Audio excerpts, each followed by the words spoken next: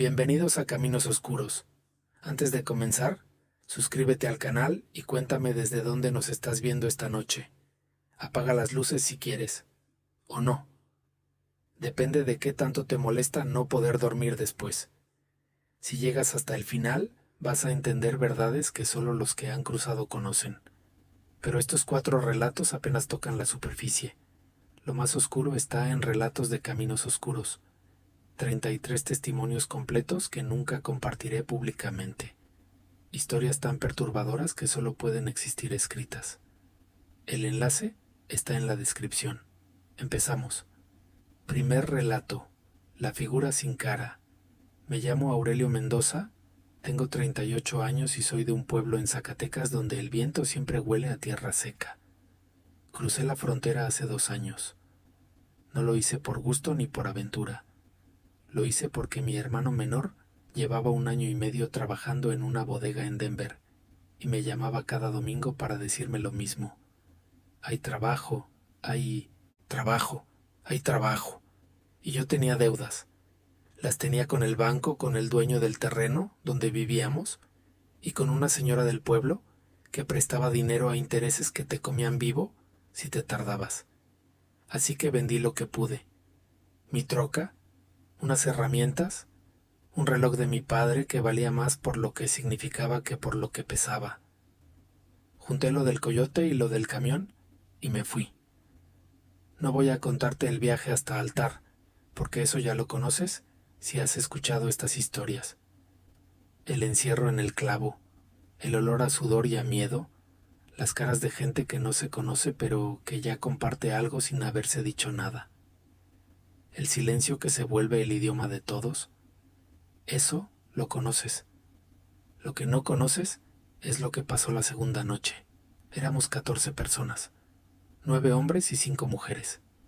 El coyote se llamaba Félix, un hombre como de 40 años, cara quemada por el sol, que hablaba poco y caminaba rápido. Llevaba un radio en la mochila y un GPS en la mano y no sonreía. No, era de los que hacen amigos. Era de los que llegan, te dicen las reglas y esperan que las sigas. Reglas que todos conocíamos. Caminar de noche, descansar de día, no encender luces, no separarse del grupo. Y si alguien se queda atrás, es problema de ese alguien. La primera noche fue difícil pero pasable. El terreno era plano, el frío era soportable y el grupo se mantuvo unido. Llegamos a un punto de descanso antes del amanecer. Nos escondimos entre unas rocas y dormimos lo que el calor nos dejaba dormir, que no era mucho. Con más de 40 grados aplastándote desde arriba, el cuerpo no descansa, solo espera que oscurezca. Cuando oscureció, seguimos. La segunda noche empezó normal. Llevábamos como 3 horas de caminata. Íbamos en fila india pisando donde pisaba el de adelante. Nadie hablaba. Nadie se quejaba aunque todo dolía. Y entonces una mujer que iba delante de mí se llamaba Consuelo. De repente se detuvo y levantó la mano. Nos frenamos todos. ¿Qué pasó?, susurró alguien. Consuelo no respondió de inmediato. Seguía mirando hacia la derecha, hacia donde el desierto se abría en una planicie oscura. Señaló con el dedo. Ahí hay alguien. Félix sacó su linterna. La tapó con la mano para que no abriera demasiado la luz y alumbró hacia donde señalaba Consuelo. Y ahí estaba. A unos 50 metros, parada en medio de la nada, había una figura. Una silueta de mujer. Vestida con ropa clara, sin mochila, sin nada en las manos. Sola en el desierto a las 11 de la noche. Parada, sin moverse, mirando hacia nosotros. Félix alumbró directo hacia ella. Fue en ese momento cuando vi su cara. O mejor dicho, cuando vi que no tenía cara. No es que estuviera desfigurada ni que estuviera volteada. Era que donde debería de haber estado su cara, donde deberían haber estado sus ojos y su nariz y su boca, no había nada. Solo una superficie borrosa, indefinida, como si alguien hubiera tomado una fotografía y la hubiera frotado con el dedo justo en el centro. Félix retrocedió. No dio 2 pasos hacia atrás. Fue un retroceso rápido, instintivo, el tipo de movimiento que el cuerpo hace antes de que la mente entienda qué vio. Regresó con nosotros y su voz era diferente a como había sido toda la noche. Más baja, más plana. Nos vamos. Ahora, síganme. ¿Qué viste?, le preguntó el hombre que iba junto a él. Caminen, no volteen, no le hablen. Empezamos a caminar rápido, casi corriendo. Nadie preguntó nada porque la cara de Félix no dejaba espacio para preguntas. Llevábamos como 10 minutos caminando cuando el hombre que iba junto a Félix no aguantó y le preguntó en voz muy baja qué había visto cuando alumbró directo a la figura. Félix tardó en responder. Cuando lo hizo, su voz era casi un susurro. No tenía cara. Donde debería estar su cara no había nada. Nadie dijo nada más durante un rato. Caminamos 1 hora sin parar, sin descanso, sin voltear. Cuando Félix por fin nos dejó detenernos, todos estábamos jadeando, algunos doblados con las manos en las rodillas. Y entonces alguien miró hacia atrás. La figura seguía ahí, a exactamente la misma distancia, 50 metros, ni más cerca ni más lejos, como si hubiera caminado con nosotros todo ese tiempo, manteniendo la separación con una precisión que no era humana. ¿Nos está siguiendo?, preguntó Consuelo. Félix no respondió. Nos dio 5 minutos de descanso. Nadie descansó. Todos mirábamos hacia la figura quieta que nos miraba desde la oscuridad sin cara y sin nombre. Cuando reanudamos la marcha, ella también se movió. Esto fue lo que aprendí esa noche sobre lo que nos seguía. No se acercaba. Eso era lo primero. Mantenía siempre la misma distancia, como si hubiera una línea invisible que no podía cruzar o que no quería cruzar. No hacía ruido. No decía nada. Solo seguía. Y eso era lo peor, que no atacaba, que no gritaba, que no corría hacia nosotros. Solo seguía, con una paciencia que no pertenecía a nada vivo. Félix nos dijo algo esa noche que yo no olvidé. Me lo dijo cuando paramos a descansar por segunda vez, como a las 3 de la mañana, y le pregunté en voz baja qué creía él que era aquello. En el desierto hay cosas que no tienen nombre, me dijo. Hay gente que dice que son almas de migrantes que murieron cruzando. Hay gente que dice que son espíritus más viejos, de antes de que hubiera frontera, de antes de que hubiera gente. No sé qué son. Lo que sé es cómo se comportan. Y lo más importante que sé es esto. No atacan mientras el grupo permanezca unido. El miedo las alimenta, pero la huida las desata. No atacan mientras el grupo permanezca unido. Recordé esas palabras 4 horas después cuando todo se derrumbó. Habíamos estado caminando casi sin parar desde que la figura reapareció esa noche. Félix nos había dicho que necesitábamos llegar a la zona de recogida antes de que amaneciera, que una vez ahí estaríamos, seguros. Y habíamos avanzado bien, el grupo apretado, nadie separándose, la figura siempre detrás a sus invariables 50 metros. Pero como a las 3 de la mañana, algo cambió. La figura se acercó. Ya no estaba a 50 metros, estaba a 40. Lo notó uno de los hombres que iba hasta atrás y lo susurró hacia adelante como una corriente eléctrica que recorrió todo el grupo. La figura se estaba acercando. Félix lo confirmó. Aceleró el paso. Todos aceleramos. Y la figura también. 30 metros. Podíamos verla mejor ahora. La ropa clara que parecía de otra época. La silueta de mujer definitivamente femenina. Y esa cosa donde debería estar su cara. Ese óvalo borroso sin rasgos, sin definición, como si la realidad misma se hubiera negado a completarla. 20 metros.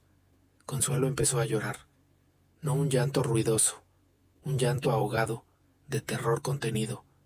El tipo de llanto que sale cuando ya no queda nada más que el miedo.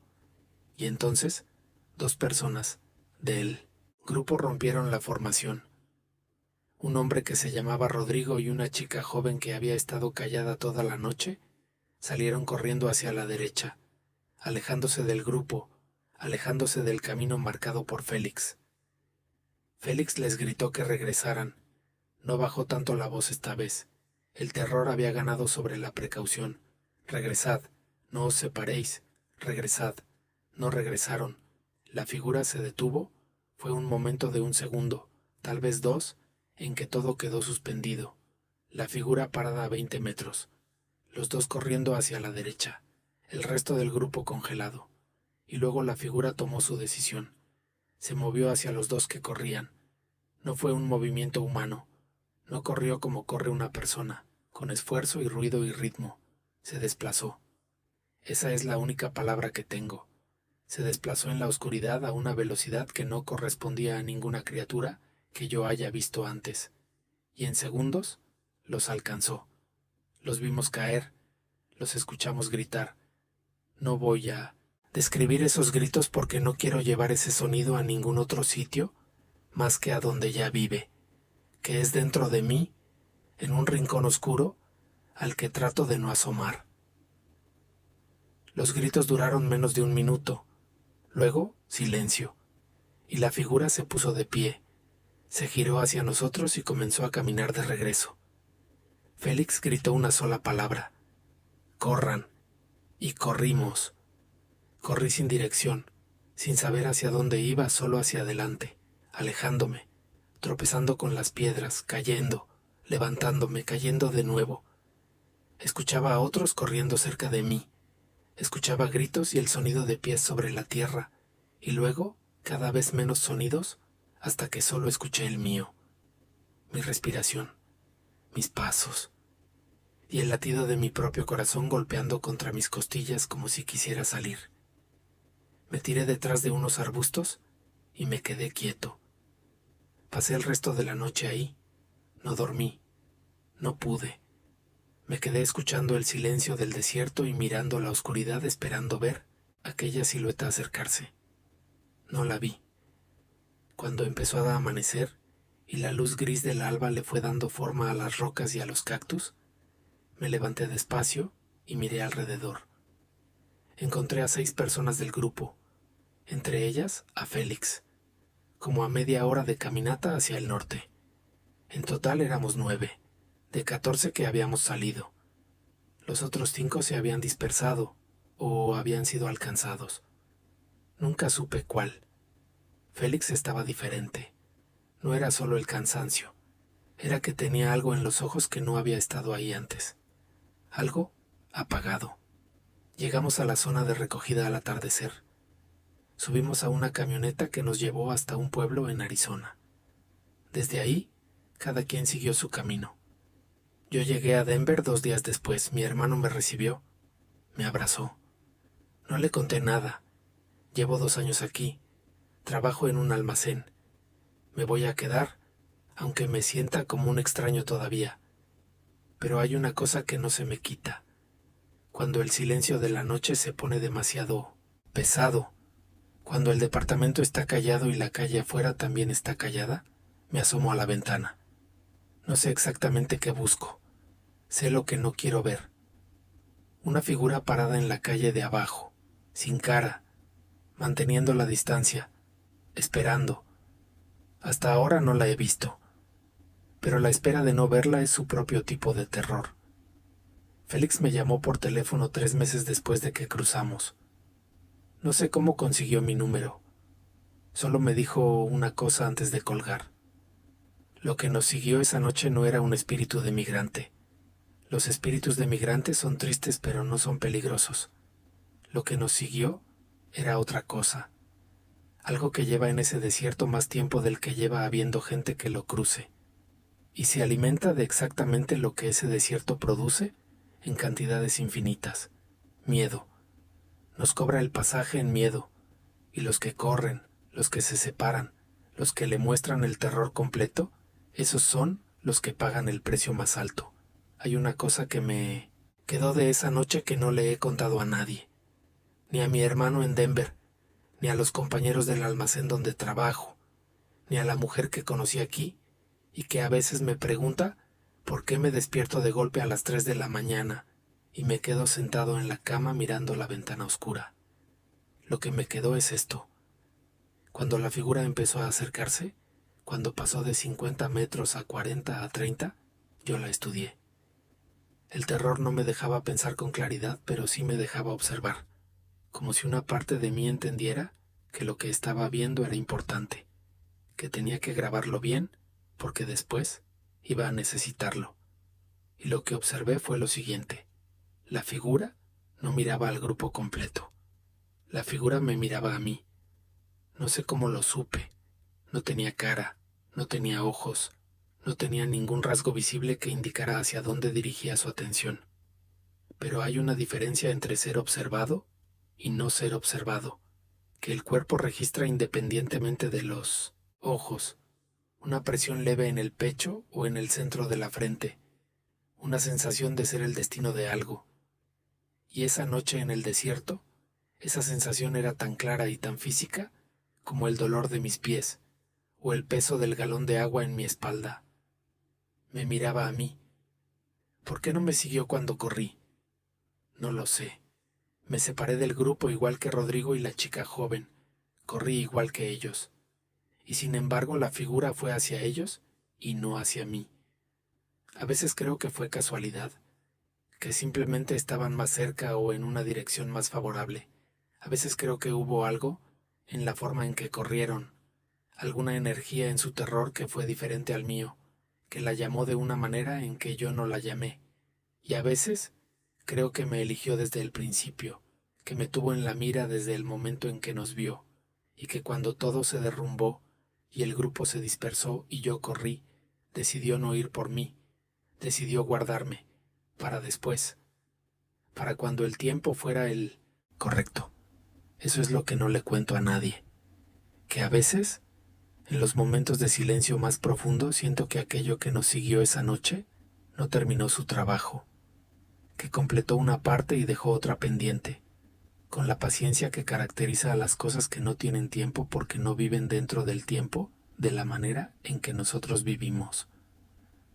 No sé qué le pasó a Rodrigo y a la chica joven, no quiero saberlo, pero a veces, cuando el silencio es muy pesado, me parece escuchar algo que podría ser un grito que lleva 2 años viajando por el aire y todavía no ha llegado a ningún lado. Segundo relato. Las voces bajo la arena. Me llamo Gerardo Solís. Tengo 42 años. Soy de Guanajuato, de un municipio donde la tierra es buena pero no alcanza para todos. Crucé hace 4 años. No lo hice bien. No llegué. Me deportaron después de 3 días en el desierto, pero llegué a casa con algo que no había llevado conmigo al salir, algo que no te cobran en la aduana ni te quitan en la hielera. Llegué a casa con una voz dentro de la cabeza que no era mía. Voy a empezar por el final, porque el final es lo que le da sentido al resto. 2 años después de mi intento fallido, estaba viendo las noticias una tarde en casa de un cuñado y pasaron un reportaje sobre unas excavaciones en el desierto de Arizona. No excavaciones arqueológicas, excavaciones de búsqueda. Una organización de derechos humanos había identificado una zona con fosas clandestinas, no de víctimas del narco, sino de migrantes que habían muerto cruzando y habían sido enterrados por sus propios guías para no dejar evidencia visible. Los enterraban en la arena. A veces los enterraban antes de que estuvieran del todo muertos. Mostraron las imágenes aéreas de la zona. Reconocí el terreno. Eran las dunas bajas donde yo había dormido. Ahora te cuento todo desde el principio. El coyote que me llevó se llamaba el Chivo. Flaco, correoso, con un radio y un arma y pocas palabras. Éramos 15 personas. Salimos de noche de un punto en la frontera de Sonora y empezamos a caminar. El Chivo marcaba el ritmo y nosotros seguíamos. La primera noche fue dura, pero sin mayores incidentes. El calor de día era infernal. La segunda noche el terreno se puso más complicado. Fue en la tercera noche cuando pasó. El Chivo nos detuvo a eso de las 2 de la mañana. Había recibido información por radio de que había una patrulla fronteriza haciendo un barrido por la zona delante de nosotros. Nos ordenó que nos camuflajeáramos. La técnica que usaban era enterrarse en la arena. Lo habías escuchado antes, ¿verdad? Es una técnica real. Te curas un hoyo poco profundo en la arena, del tamaño de tu cuerpo. Te acuestas adentro, te echas arena encima del torso y las piernas. Te tapas con ramas secas. Desde arriba, desde un helicóptero o desde una camioneta de la patrulla, no te ven. Solo ves una pequeña duna más entre miles de dunas. Nos tumbamos. Todos. 15 cuerpos enterrándose en la arena como larvas en la tierra, cubriéndonos de arena y ramas, haciéndonos invisibles, haciéndonos parte del desierto. Me acosté. Me cubrí. El chivo apagó el radio. El silencio fue inmediato y absoluto. Me quedé quieto escuchando. El viento entre los matorrales. La respiración de la persona más cercana a mí, que era mi primo Bernardo, que iba 3 metros a mi derecha. Nada más. Tardé tal vez 20 minutos en empezar a escucharlas. Al principio pensé que era Bernardo. Era un murmullo muy débil, casi imperceptible, que podría haber sido el viento si el viento tuviera un timbre humano. Pero no era el viento. El viento no tiene pausas. El viento no tiene la cadencia del habla. Esto tenía esa cadencia. ¿Era alguien? Hablando muy bajo. Giré la cabeza hacia donde estaba Bernardo. Bernardo, susurré. Nada. Volví a quedarme quieto. El murmullo siguió, y entonces me di cuenta de algo que me heló la sangre dentro del cuerpo. El sonido no venía de los lados, no venía de arriba, venía de abajo, venía del suelo, de la arena debajo de mi espalda. Las vibraciones subían a través de la tierra y llegaban directas a mi cráneo porque yo tenía la cabeza apoyada sobre el suelo. Era una voz de hombre, rasposa, seca, como si tuviera la boca llena de tierra. Una sola palabra repetida: agua. Me quedé paralizado. El corazón me golpeaba tan fuerte que pensé que la arena encima de mí iba a temblar. Me dije que era la deshidratación. Me dije que era el agotamiento. Me dije que llevaba 3 días casi sin dormir, y el cerebro, cuando está al límite, empieza a inventar cosas para llenarse a sí mismo. Me lo estuve diciendo durante el tiempo que tardó en aparecer la segunda voz. Esta era de mujer. También venía de abajo, del suelo, a centímetros de mi costado derecho, como si alguien estuviera enterrado justo debajo de mí y hablara hacia arriba sabiendo que yo estaba ahí. Salí sentado de un salto, tiré las ramas, me incorporé. El aire frío de la madrugada me pegó en la cara sudada.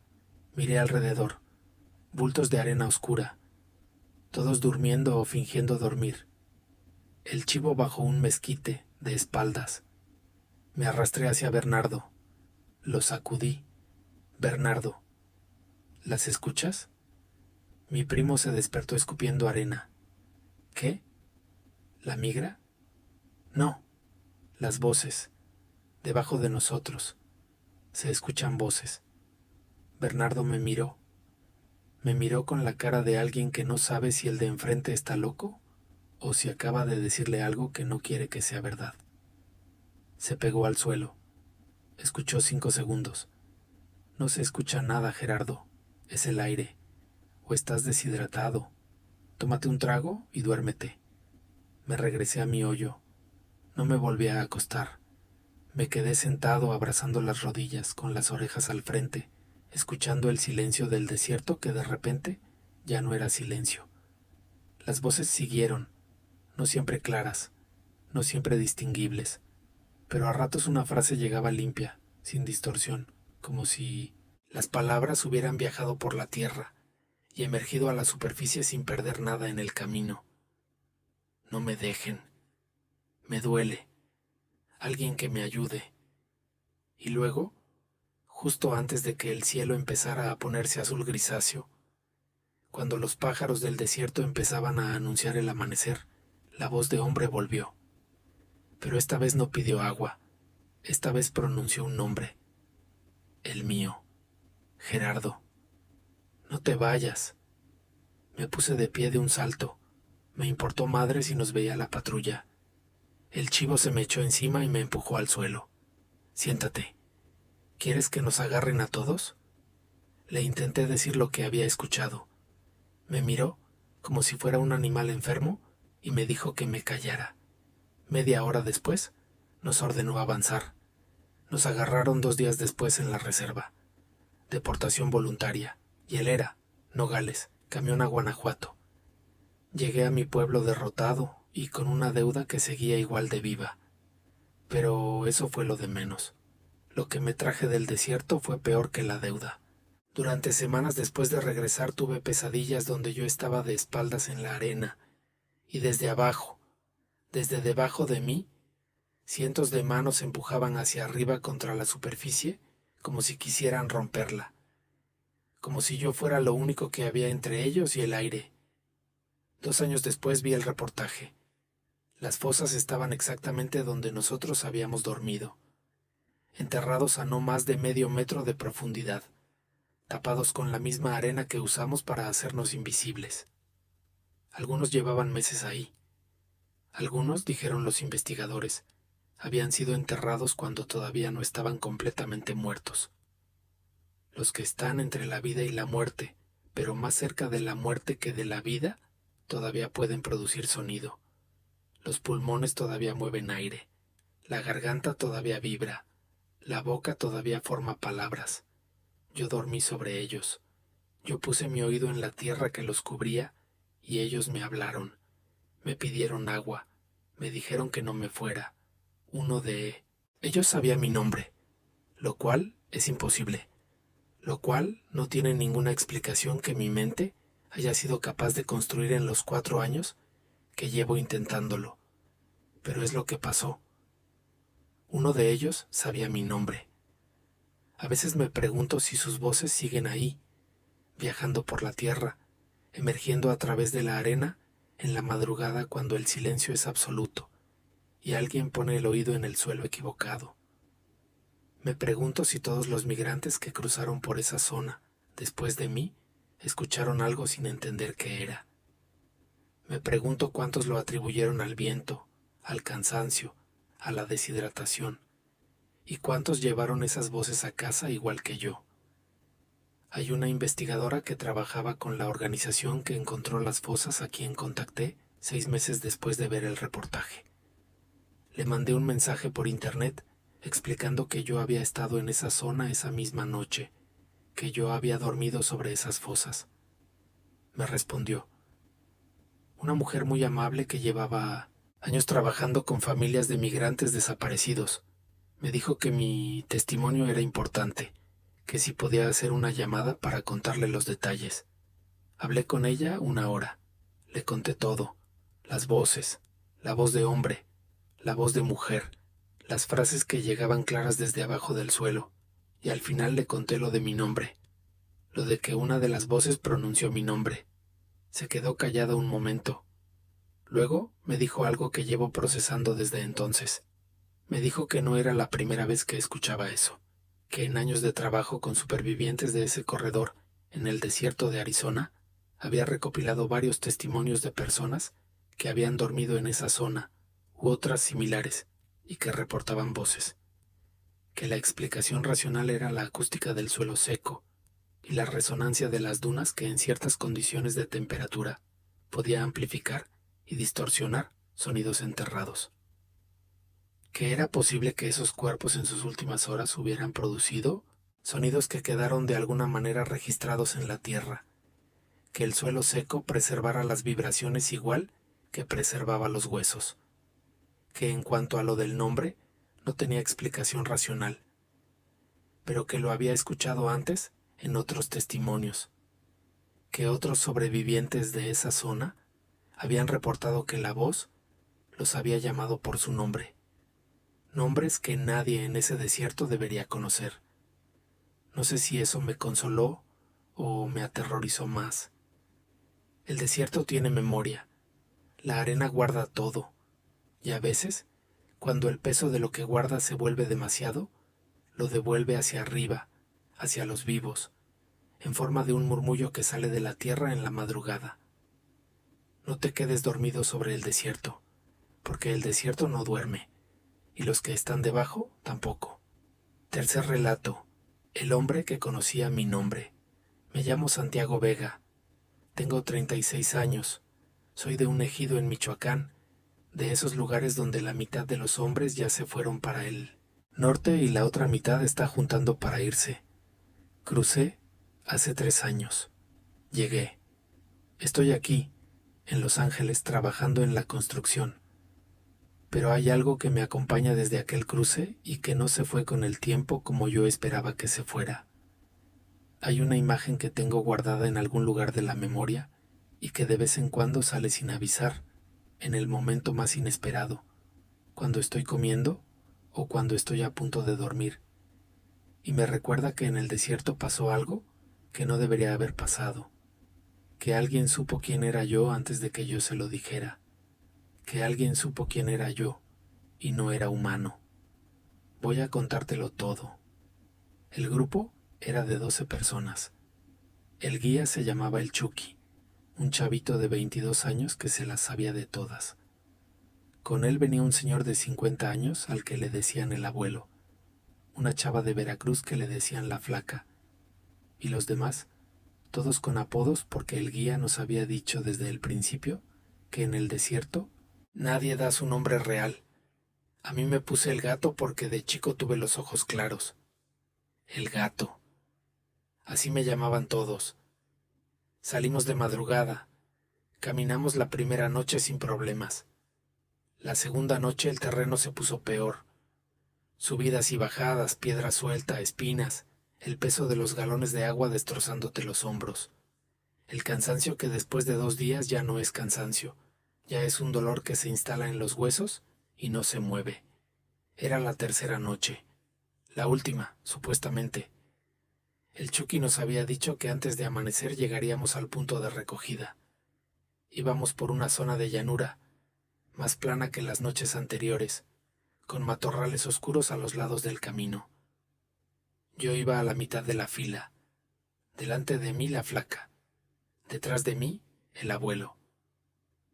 Nadie hablaba, solo el crujido de los zapatos en la grava y la respiración de 12 cuerpos cansados moviéndose en la noche. Entonces escuché la voz. Santiago, clara, limpia, a medio metro de mi oído derecho. La voz de un hombre adulto, normal, como la de alguien que te habla en la calle para saludarte o te llama desde la otra acera para pedirte algo.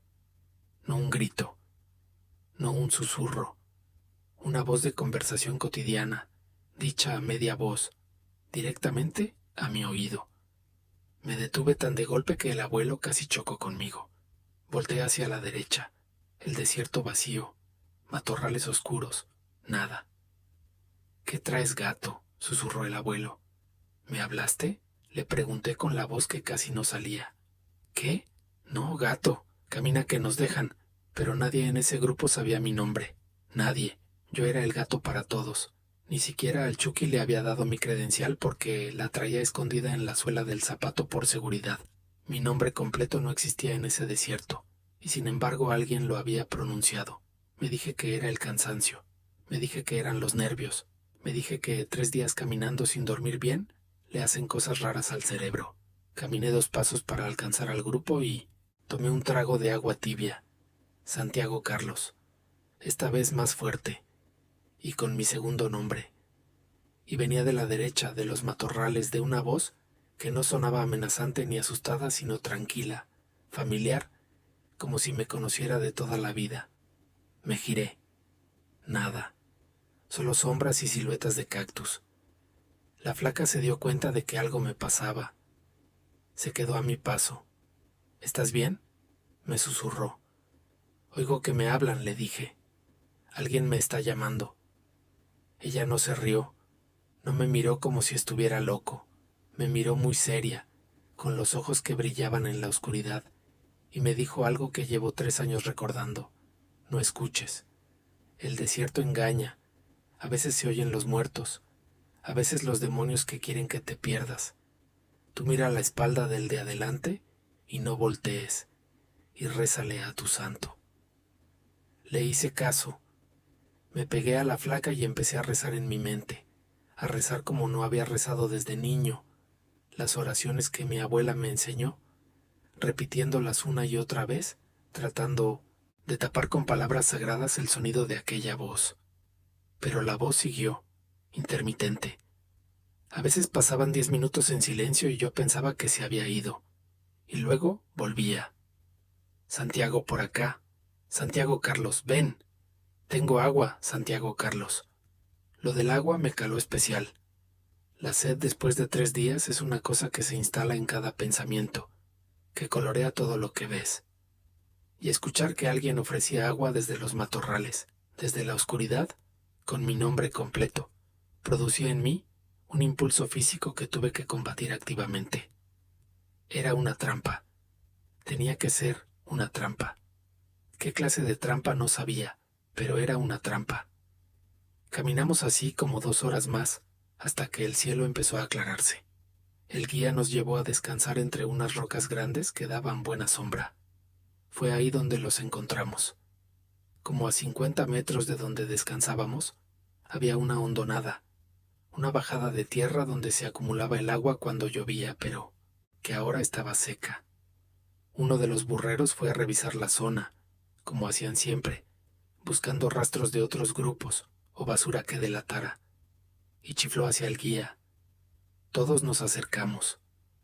Entre la arena medio enterrado por el viento, cubierto de ramas secas, había un campamento viejo, botellas de agua decoloradas por el sol, mochilas rotas, ropa tiesa y sin color, y entre los restos tapado por una lona azul, un cuerpo. No voy a describir cómo estaba, solo diré que llevaba tiempo ahí, que el desierto lo había procesado a su manera, que la cara ya no era una cara. El burrero lo bolseó, sacó una cartera vieja y dentro una credencial de elector. La limpió con un trapo. Michoacán también, le dijo al guía, y me señaló. Se me acercó y me ofreció la credencial. La agarré, la limpié. Leí el nombre. Maldonado Pérez, Santiago Carlos. Se me cayó de las manos. No era yo. Los apellidos no coincidían del todo. La foto era de un hombre más gordo, más oscuro, con bigote. Pero el nombre era el mío, Santiago Carlos. Nombre y primer apellido de mi nombre completo, que nadie en ese desierto sabía. Ese era el hombre que me había llamado. Ese era el hombre cuya voz había estado siguiéndonos desde los matorrales durante 2 horas. No lo entendí en ese momento. Tardé días en encontrar la única explicación que mi mente pudo construir, que no sé si es la correcta, que tal vez nunca lo sea, pero es la única que tengo. La voz no me estaba llamando a mí. La voz era la de ese hombre repitiendo su propio nombre en sus últimas horas, delirando de sed y de calor, llamándose a sí mismo en la oscuridad, porque cuando uno se está muriendo solo en el desierto, a veces lo único que le queda es su propio nombre.